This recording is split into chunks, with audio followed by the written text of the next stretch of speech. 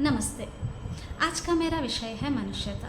मैथिली शरण गुप्त जी द्वारा रचित एक बहुत ही सुंदर कविता मनुष्यता। इसके सारांश के बारे में देखते हुए उसमें क्या हमें मैसेज देते हैं, यानी कि हमें संदेश क्या देते हैं, उसे जानते हुए हम आगे बढ़ते हैं। सबसे पहले कवि परिचय।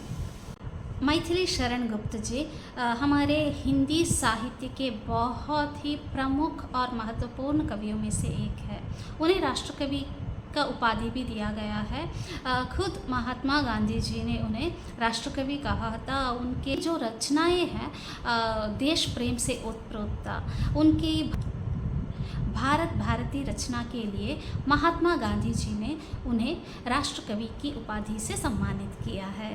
अब हम आगे देखते हैं हमारी कविता मनुष्यता। सबसे पहले एक एक पैरा की तरह एक एक पंक्ति को मैं पढ़कर उसके सारांश को आपको समझाऊंगी।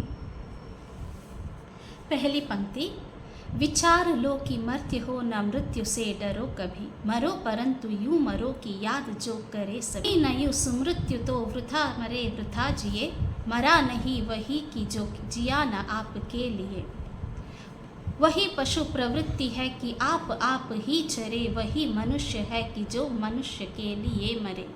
ये प्रस्तुत पंक्तियों में कवि मैथिली शरण गुप्त जी ने मनुष्यता के लक्षणों से अवगत कराया है। साथ ही उन्होंने इस सत्य को भी बताने का प्रयत्न किया है कि मनुष्य अमर नहीं है। उस आदमी का जीना या मरना अर्थहीन अपने स्वार्थ के लिए जीता था और मरता है। कवि के अनुसार ऐसे मनुष्यों एवं पशुओं में कोई अंतर नहीं होता है। कवि के अनुसार मनुष्य कहलाने का अधिकार उसी को है जो दूसरे के हित तथा दूसरों की खुशी के लिए जीता और मरता है। ऐसे मनुष्य को मरने के बाद भी लोग याद रखते हैं। साथ में हमें ये भी एहसास होना चाहिए कि हम अमर नहीं हैं। आगे बढ़ते हुए देखते हैं दूसरी पंक्ति। उसी उदार की कथा सरस्वती बखानती, उसी उदार से धरा कृतार्थ भाव मानती, उसी उदार की सदा सजीव कीर्ति पूंजती, तथा उसी उदार को समस्त सृष्टि पूजती, अखंड आत्मभाव जो असीम विश्व में भरे, वही मनुष्य है कि जो मनुष्य के लिए मरे। इस पंक्ति में कवि ने दानी एवं उदार व्यक्ति का गुणगान किया है। कवि के अनुसार जो मनुष्य दानी एवं उदार होते हैं और इस विश्व में एकता तथा अखंडता का भाव फैलाते हैं, उन्हें सदैव याद किया जाता है एवं उसका गुणगान किया जाता है। ऐसे व्यक्तियों के नाम इतिहास की पुस्तकों में स्वर्णिम अक्षरों में लिखे जाते हैं। स्वयं सरस्वती माता उनकी कीर्ति का बखान करती है एवं धरती स्वयं उनकी उदारता का ऋण मानती है। सारा संसार ऐसे उदार परोपकारी और दानी मनुष्य की पूजा करता है। ऐसे मनुष्य ही विश्व में आत्मीयता का भाव भरते हैं। अंत में कवि ये कहते हैं कि सच्चे अर्थों में मनुष्य वही है जो हमेशा दूसरे मनुष्य का भला सोचता है और उसके भले के लिए मर भी सकता है। आगे की पंक्ति में कवि क्या कहना चाहते हैं, आगे देखते हैं। सहानुभूति चाहिए महाविभूति है यही, वशीकृत सदैव है बनी हुई स्वयं मही, विरुद्धवाद बुद्ध का दया प्रवाह में बहा, विनीत लोक वर्ग क्या न सामने झुका रहा, आह वही उदार है परोपकार जो करे, वही मनुष्य है कि जो मनुष्य के लिए मरे। तो इस पंक्ति के माध्यम से कवि यही कहना चाहते हैं कि सहानुभूति, करुणा, उपकार की भावनाओं को मानव का सबसे बड़ा दान माना गया है। जिस व्यक्ति में उपकार करने की भावना होती है वही धनवान कहलाता है। ऐसे धनवान व्यक्ति तो स्वयं ईश्वर को भी अपने वश में कर सकते हैं। यही कारण है कि भगवान बुद्ध ने जन कल्याण के लिए सामाजिक रूढ़िवाद का विरोध किया और दया को ही मनुष्य का असली आभूषण बताया। इसी वजह से लोग आज भी उन्हें पूजते हैं। तो इस तरह से इस पंक्ति में भी कवि ने कहा है कि सहानुभूति, करुणा, ये सभी गुण जो है बहुत ही महत्वपूर्ण है। बड़े बड़े लोगों ने, विद्वानों ने और संत मुनियों ने भी अपना सब कुछ दान दे दिया है। तो ऐसे व्यक्ति का ही सम्मान होता है, अभिमान भी लोग करते हैं। तो ऐसे रहने वालों को ही मनुष्य कहा जाता है। इस तरह का गुण अगर हम में नहीं है तो हम मनुष्य कहलाने के योग्य ही नहीं है, इस तरह से यहाँ पर बताते हैं। आगे देखते हैं, आगे की पंक्ति में कवि क्या कहना चाहते हैं। अनंत अंतरिक्ष में अनंत देव है खड़े, समक्ष ही स्वबाहु जो बढ़ा रहे बड़े बड़े। परस्परावलंब से उठो तथा बढ़ो सभी, रहो न युग की एक से न काम और का सरे। वही मनुष्य है कि जो मनुष्य के लिए मरे। मनुष्य मात्र बंधु है, यही बड़ा विवेक है। पुराण पुरुष स्वयंभू पिता प्रसिद्ध एक है। फलानुसार कर्म के अवश्य बाह्य भेद है, परंतु अंतरैक्य में प्रणाम भूत वेद है। अनर्थ है कि बंधु ही न बंधु की व्यथा हरे, वही मनुष्य है कि जो मनुष्य के लिए मरे।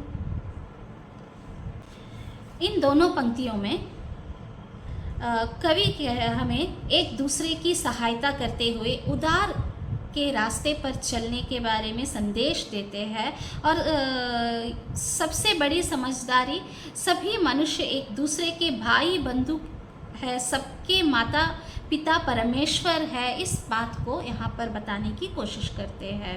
उनके अनुसार मृत्यु के बाद देवतागण स्वयं अपने हाथ फैलाए परोपकारी एवं दयालु मनुष्यों का स्वागत करेंगे।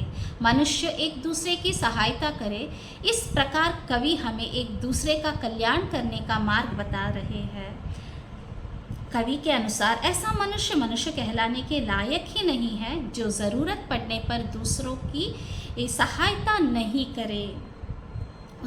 उसी के साथ ये भी कहने की कोशिश करते हैं कि कोई काम बड़ा या छोटा नहीं होता, केवल बाहर से बड़ा छोटा दिखता है, अंदर से सभी जो है एक समान है। कोई भी मनुष्य यहाँ पर धनवान या गरीब ऐसा कुछ नहीं है, सब लोग समान हैं, ऐसा बताते हैं। इसलिए कर्म के आधार पर किसी को बड़ा या छोटा नहीं समझना चाहिए।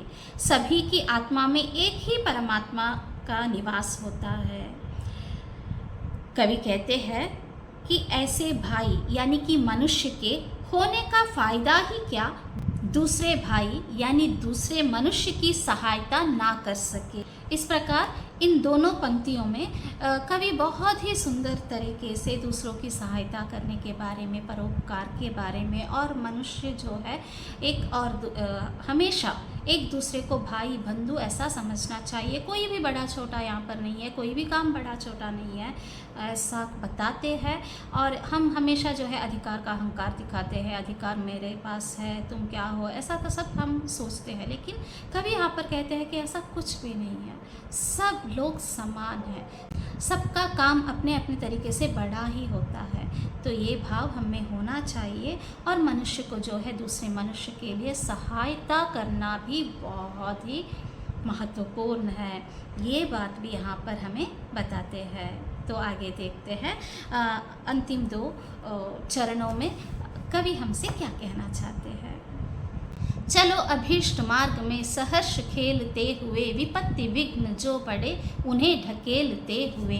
घटे न हेल मेल हाँ बढ़े न भिन्नता कभी, अतर्क एक पंथ के सतर्क पंथ हो सभी।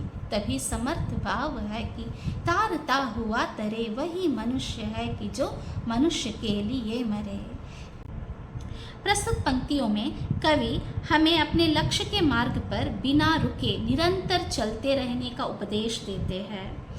रास्ते में जितनी भी बाधाएं आए उन्हें साहसपूर्वक पार करके हमें आगे बढ़ना है, ऐसा बताते हैं। ऐसे राह में जब हम चलते हैं तो हमें बहुत सारे मुश्किलों का सामना करना पड़ता है। ऐसे मुश्किलों से डर कर हमें पीछे मुड़ना नहीं चाहिए, ये बात भी यहाँ पर बताते हैं। कभी भी हमें जो लक्ष्य हमें प्राप्त करना है उसके राह में मुश्किलें हज़ारों आएंगे, विघ्न हज़ारों आएंगे। उस विघ्न का विनाश कर कर ही, यानी कि उस विघ्न को दूर कर कर ही हमें आगे बढ़ना है, ना कि पीछे घटना है। ऐसा यहाँ पर कवि बताते हैं। ऐसे भेदभाव को बढ़ने नहीं देना चाहिए, ये भी यहाँ पर बताते हैं। और हमारी सामर्थ्यता तभी सिद्ध होगी जब हम अपने साथ साथ दूसरों का भी भला करेंगे। ऐसा करने पर ही हम सही मायनों में मनुष्य कहलाते हैं। इस तरह से इस कविता के माध्यम से मनुष्यता के बारे में बताते हुए हम मनुष्यों में क्या क्या गुण होना चाहिए, अगर सहायता करने की गुण, करुणा का गुण और दूसरों के प्रति सोचने का गुण, ये सब हमारे बीच नहीं रहा तो हम प्राणी के समान हैं, हम मनुष्य बनने के काबिल नहीं है, ये सब बताते हैं। उसी तरीके से जब हम लक्ष्य को साधते हैं, एक मकाम में पहुंचते हैं, मुकाम में पहुंच जाते हैं, तब हमें क्या करना चाहिए कि घमंड नहीं करना चाहिए। हमेशा जो है हमें सीधे साधे तरीके से रहना चाहिए, ये भी यहाँ पर बताते हैं। इतना बताकर इस कक्षा को यहीं पर समाप्त करती हूँ। अगर कुछ भी आपको सवाल करनी है या कुछ पूछना है तो आप इस कक्षा में कमेंट के माध्यम से आप पूछ सकते हैं। धन्यवाद।